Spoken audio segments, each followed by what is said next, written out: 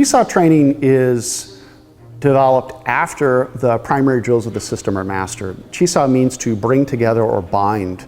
It's a reference to the glue that bookmakers would use to bind books in old China. So you're actually bringing together the diverse elements of the system that you've developed in level 1 and then practicing them over time through random training. And that develops from a more conversational style, Wing Chun question for a Wing Chun answer, into something that's very aggressive and comes almost close to an actual fight.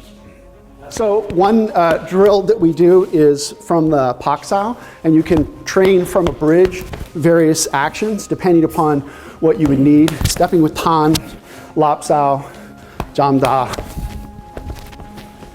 And then you can practice off those actions as well and do second and third actions. So that's an example of training to make a bridge and move off the second action. And that could be a ding, that could be jam, it doesn't matter.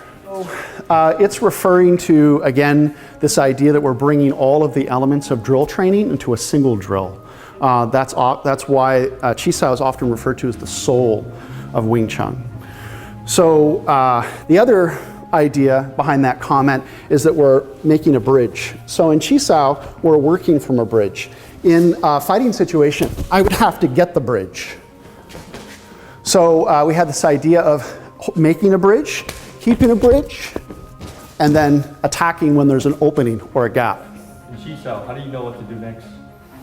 Well, the important thing is that you're not trying to predict what your opponent's doing.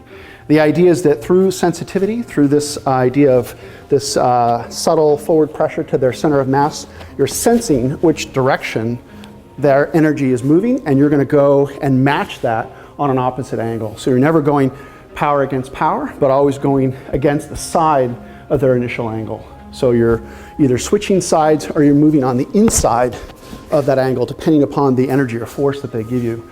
But you don't want to think about what it is that you're going to do. The training is about reacting, reflexes.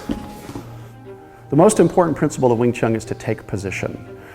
This allows for everything else that we do. If you don't take position, it's difficult to use both hands at the same time.